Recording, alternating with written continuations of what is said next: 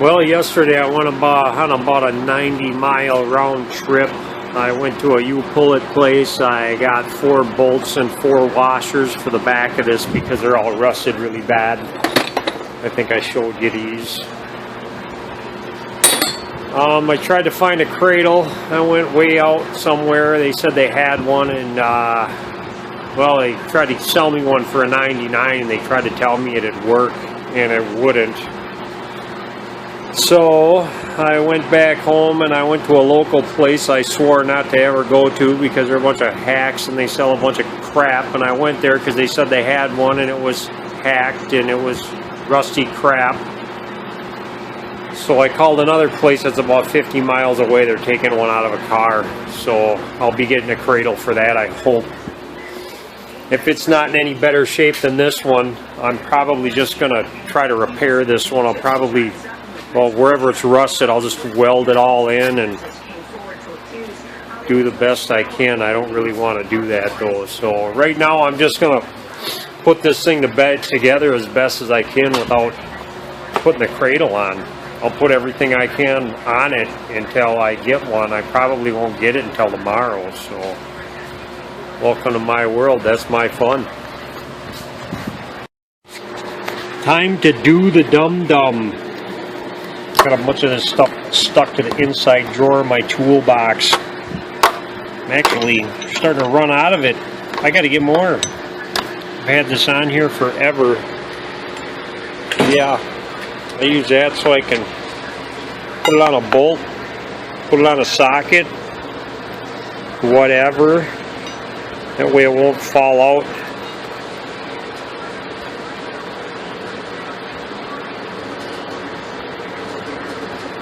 It don't stick. There's too much grease on that bolt. There it goes. They call this jute or dum-dum. That'll hold that in there.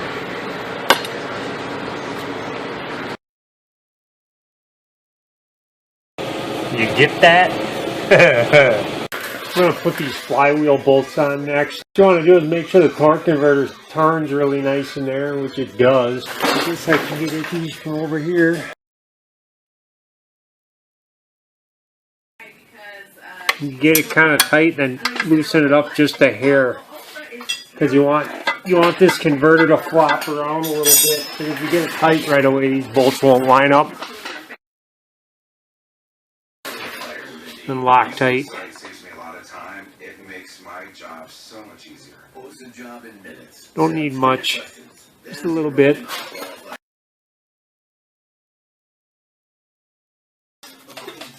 Okay, now I can get them all the way tight.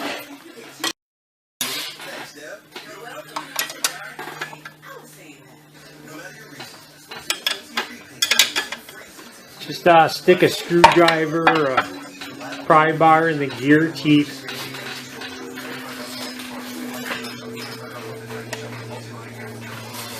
Get them good and tight.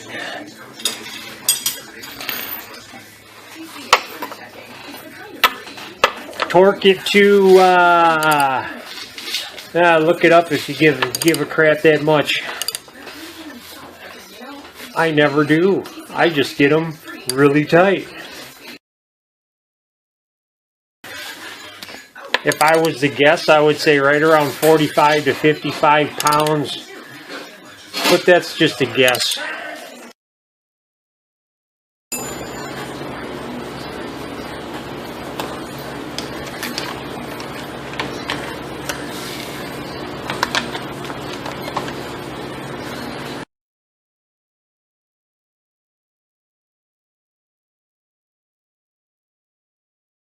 Always good to double check, just to make sure that stuff is tight.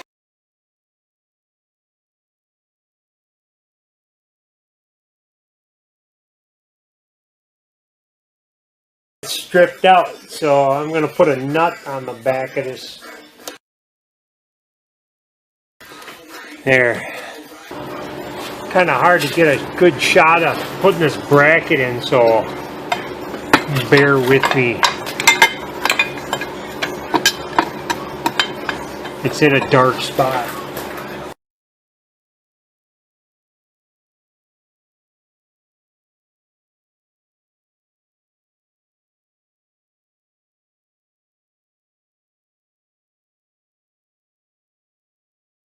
Okay, now for the oil pressure switch. It's tapered pipe, so you want to put some thread sealer on it. Thread tape, got that.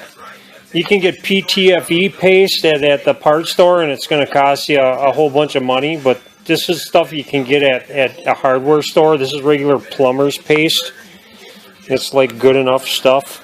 Oh God, maybe it's not. Yeah, it's been sitting a while, so there's some brown greasy coming out of this. You don't want to use the brown greasy. Okay, there, I'm down to the regular stuff. Just put a little bit on here.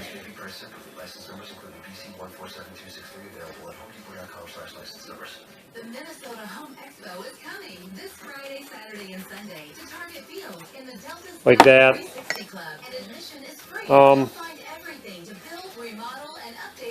I use both because it seals really, really, really well that way.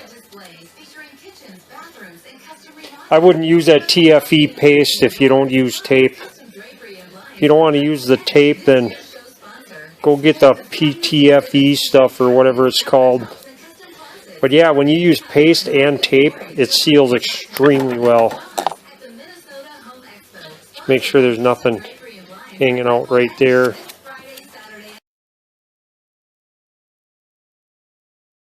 It's kind of difficult to say how tight you get this because it's tapered pipe. The more you tighten it, the tighter it gets and the better it seals. Put it on. If it leaks, get it tighter. It shouldn't though.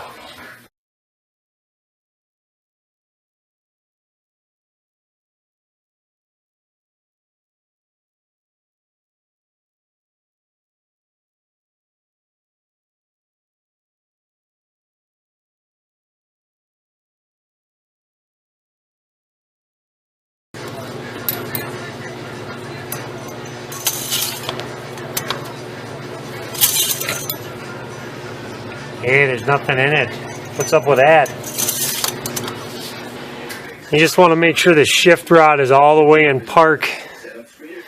So you want to turn it counterclockwise.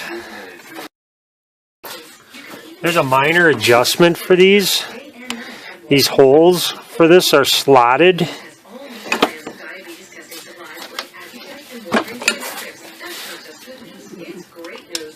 So if you're concerned about where it should be, just put it back where it was. And if it's a little out of whack, you're gonna know, because it's gonna think it's in the wrong gear sometimes. A scan tool will tell you. But other than that, I just put it right back where it was. I can see where it was, and that's really all you need to do.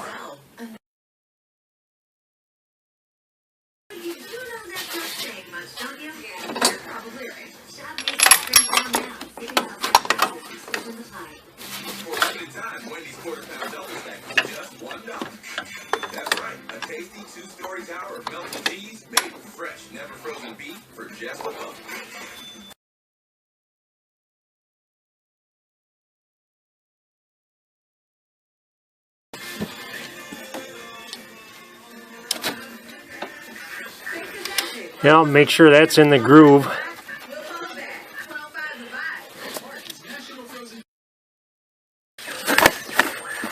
Kind of hold this if you can. Now when you get this on too, you want to make sure it's all the way in park, which it is. And I can't pull it out of park with my hand. If you can pull it out of park with your hand, it's out of adjustment. You'll have to adjust it. The adjustments are on this cable. This cable right here. See this, all this junk slides in and out, and there's a plastic clip right there. You pop out this clip and you can pull this in or out. to adjust this. And it's right. I mean, if you took it off and put it on the same way you took it off, it's going to be right.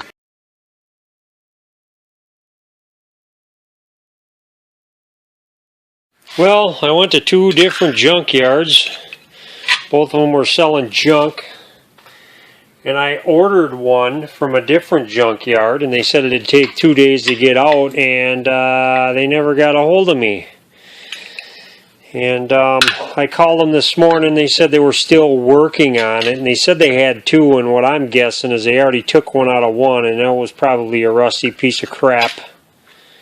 So I'm not dealing with these guys anymore. I'm going to weld this up, make it good enough. It'll actually work okay without it, kinda, but yeah, I'm going to weld that in just like that. I just cut up some pieces of some nice thick scrap. And this mount looks good. That's the important one. And the driver's side looks fine. Fine enough.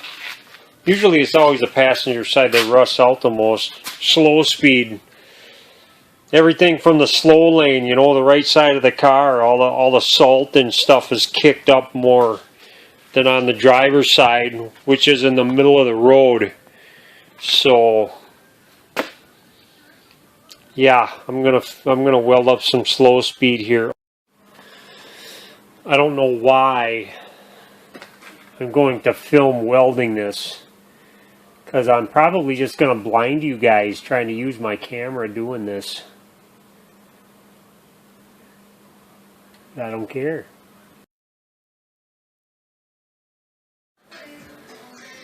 Plenty good enough. Yeah, I went to a U-Pullet place, and I got everything I needed.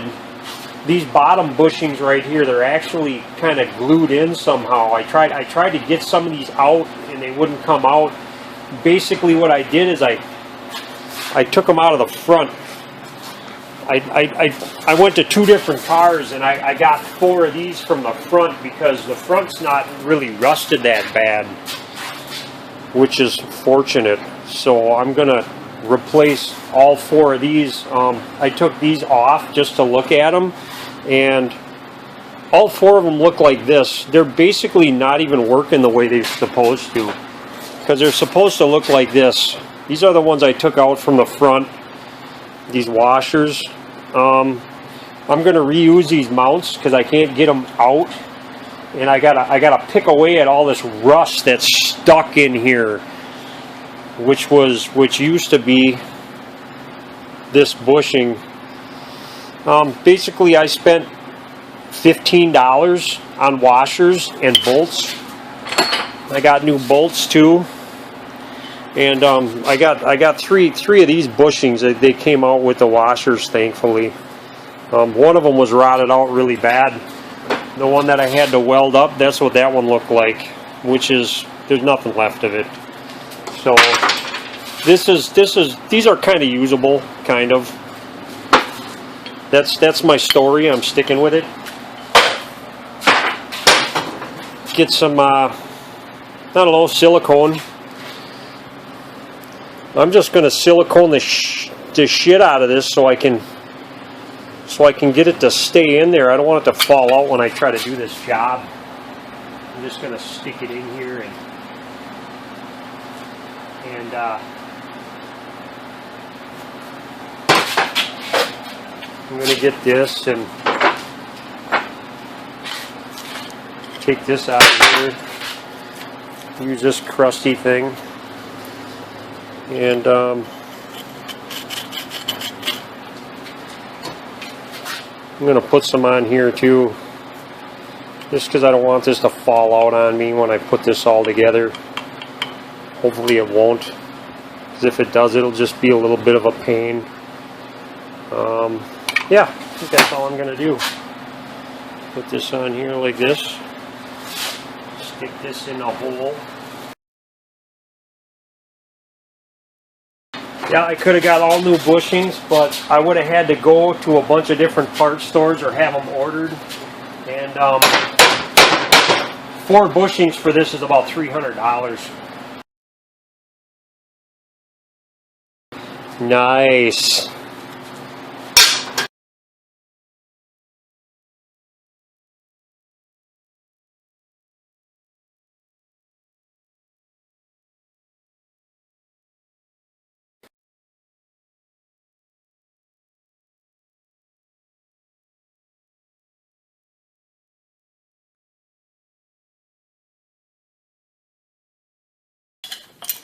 If someone on YouTube has a better idea, I'm all ears.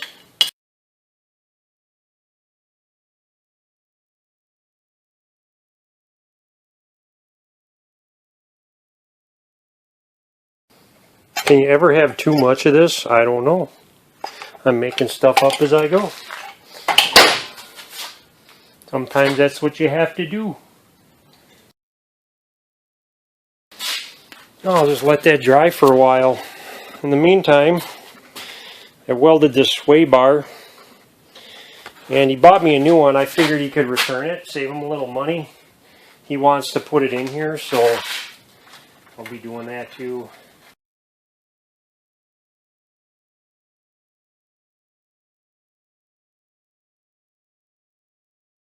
Those are squished in there so bad it feels wrong. Holy crap, it can't even move. That don't even seem right. Whatever, that's what it is. Now before I go slamming this thing in the car, yeah, this is going to work just fine. But I got to get these broken cotter pins out of here. What I do, you get a pin punch like this, and you usually break them. So if you get a broken one, keep it like that, because this one will get cotter pins out really good, and it won't break again. So if you break it and you got a little stubby on here, that's a good tool. That's what you want.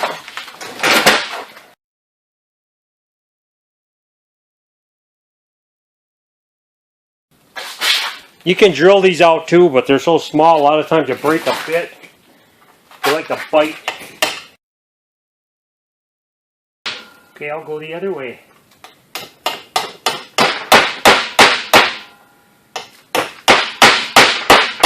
Oh, wouldn't you know, it came right out. Next. Okay. For all of you who don't have a floor hoist, you're going to have to have this car way up in the air to get the transmission in and out. You're probably going to have to jack up one side at a time and block it every time you do. But since I got a hoist, I just put them on jack stands, and I got string on here so I can use them with little bolts, so I can use them like a plumb bob. I just put some bolts in there and string it up. That way I know I got this thing lined up pretty good, and I don't have to go moving it around a whole bunch when I drop the car onto the cradle. Just want to go a little at a time now. Yeah, the whole engine has to go back just a little bit. I'm going to try to put a strap on something on the engine so I can pull it towards the rear.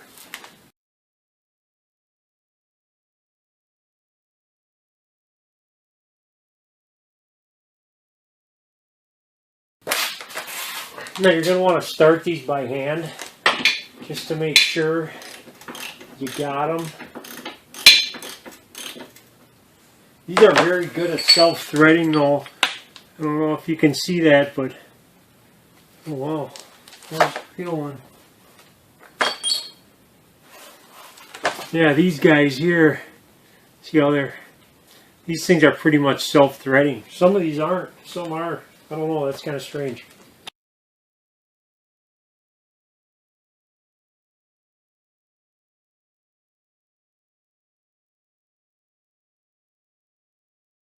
Got the 6 nuts for the transmission now.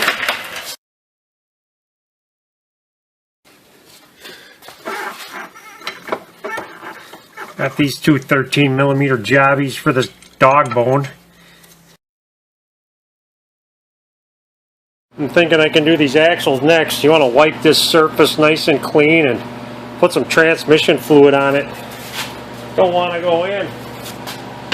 I'll put a strap on this thing. Pull it out of my way.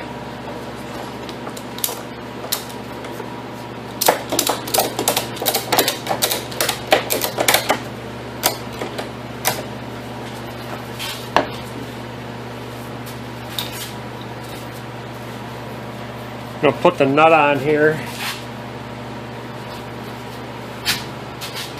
Give it a few good raps with a hammer. Try to keep it as square as you can. You got to push it all the way in. There, popped right in. There, I got it in the hole. Now I just got to line up the ball joint.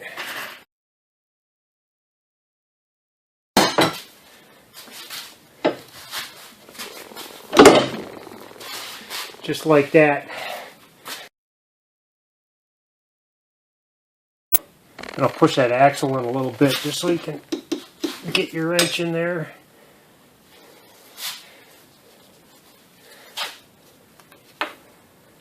Line up a cotter pinhole.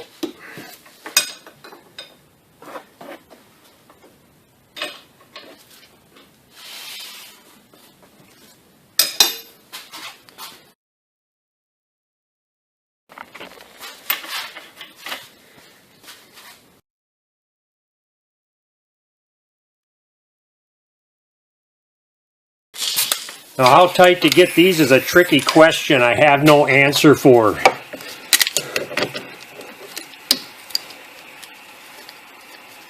It depends.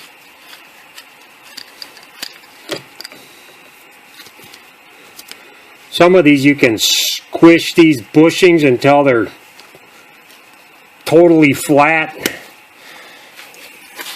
Sometimes they bottom out, sometimes they don't. We'll see.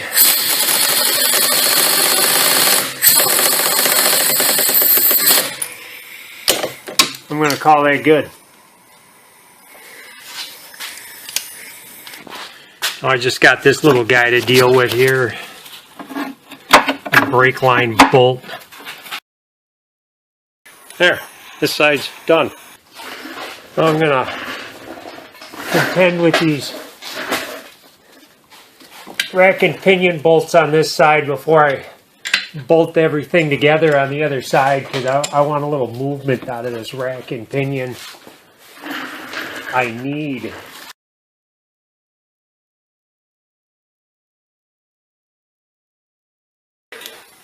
See if I can get these in here without a fuss.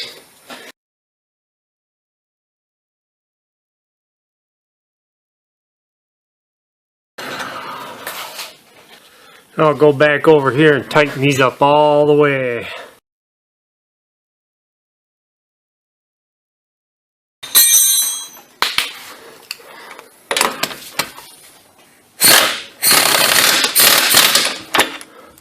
There, rack's in. Yay. Here it is. I just gotta put this thing in here. Don't need to get that too tight. It's plastic. You'll break it.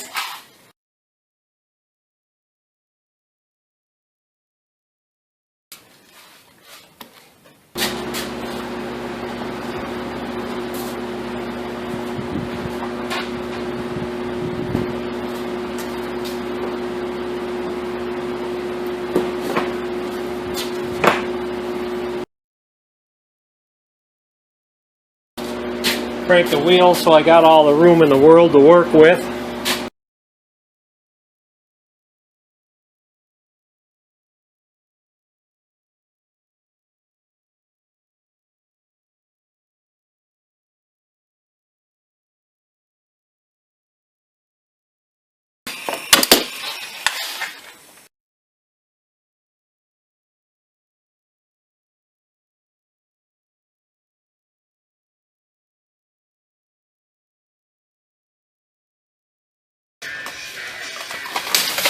I don't have any bolts left.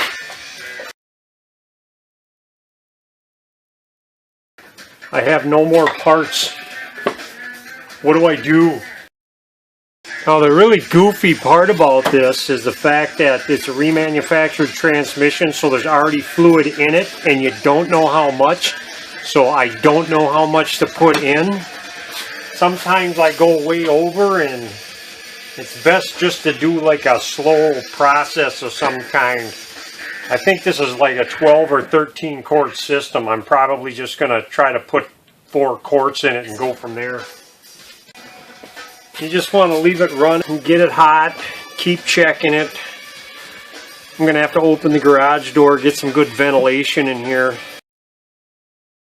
I'll dump a gallon in here, see what happens.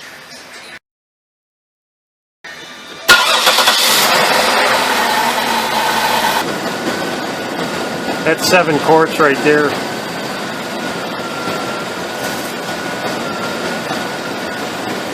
Yeah, let it run for a couple minutes. It's still a little low. It's not really warm yet though, so that level might go up just a little bit. I'm going to run it through all the gears now. Okay, I drove it for about a mile on the stand.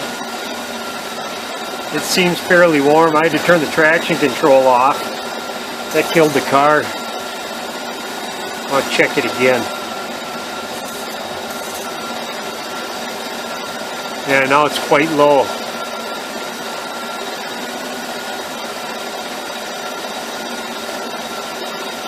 The dipstick says check in park. Transmission hot, engine idling. That's actually right where I'm going to want it until I'm sure this thing's totally hot, and then I'll check it again. Usually in between from the bottom dot to the top one is usually a pint. And I don't like getting it all the way to the top. I usually just leave it a hair low if I can. And anything in between the dots is okay. Yeah, see, I drove it a couple more miles on the stand. Look, it went up just a hair. It's right at the bottom, which is fine, actually. I'm going to let it run for a little longer. Yeah, let it heat up a little more. Went down a little bit. I put it on the ground. It's on level ground now. I'm going to put about a pint in it. Right at the bottom. I'll put a hair more in there. About 1/2 of 1 pint. Yeah, I'm right in the middle of the cross hatches now. I'm going to leave that and go for a test drive. Always bring your funnel and your transmission fluid with you too, because once in a while you get a car, I've had it happen on Toyotas especially, you think it's okay and you go take it for a drive and it just decides to suck a bunch of fluid up and then it don't want to run. Yeah, take it with you.